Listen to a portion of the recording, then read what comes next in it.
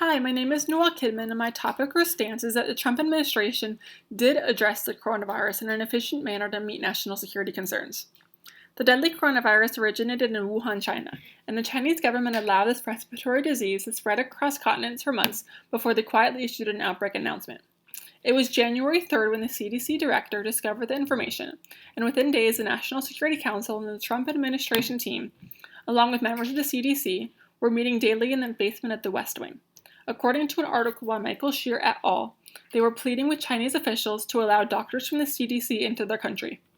During this stage, details of the virus were unknown, and there was much speculation that this was a threat to our high standard of living here in the U.S.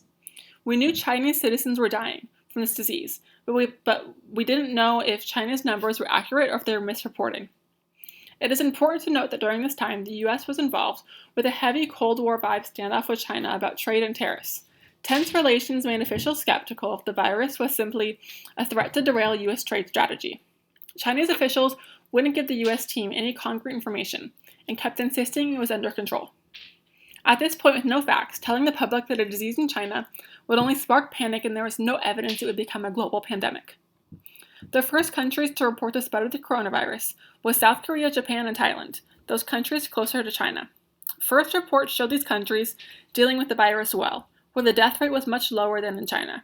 The U.S. has dealt with many other viruses over the years, including SARS, Ebola, Zika, and others.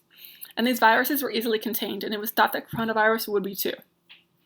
As the virus continued to spread, it was clear that this virus was a direct threat to U.S. national security, and the Trump administration acted appropriately. On his way home from a diplomatic trip to India, Trump prepared to level with the public about the dangers of the outbreak. A day before he could land home and do so, the director of immunization and respiratory diseases at the CDC addressed the public, sending public masses panicking and the stock market plummeting. This sparked a debate on how much truth to tell the public, and citing unnecessary panic would send the U.S. into another detrimental depression. Trump urged people to stay calm, and, quote, health experts say that telling people to remain calm is an effective message in an epidemic, especially coming from a president. End quote.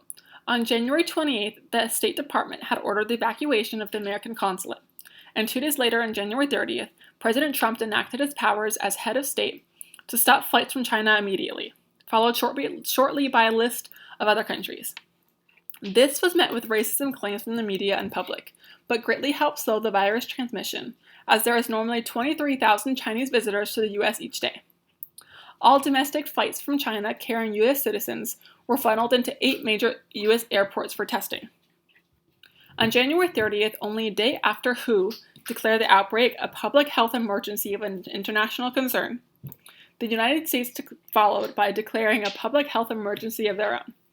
Even though other cases started to pop up in other countries, it wasn't until March 11th that WHO declared the coronavirus a global pandemic. As American health supplies for diseases were low, South Korea offered to send thousands of testing kits and masks.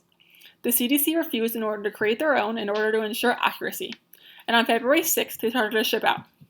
The Trump administration then enlisted private companies to help administer tests, as well as relaxing FDA guidelines in order to quickly develop a cure.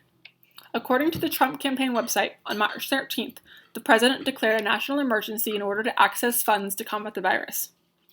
By March 22nd, major disaster declarations were approved for Washington State and California, followed by other states later on. A stay-at-home order was issued, self-quarantining people in order to stop spread the virus. Multiple other safeguards were put in place, and a stimulus bill was passed in order to help struggling Americans. As America strives to lower the curve, the Trump administration has put in place preventative guidelines and a plan to open the economy, starting with states that have low cases of coronavirus. Working with an extremely polarized government and an incredibly biased media, President Trump and his administration did everything in their power to address the outbreak and to save American lives, while keeping the economy from tanking. I live near a suburb of LA, and when a major disaster emergency and a stay-at-home order hit promptly on March 22nd, I was laid off from my job the same day. While LA City has an accurate coronavirus count to reflect the population, Southern California's coronavirus count in general is lower due to these preparations and strategy.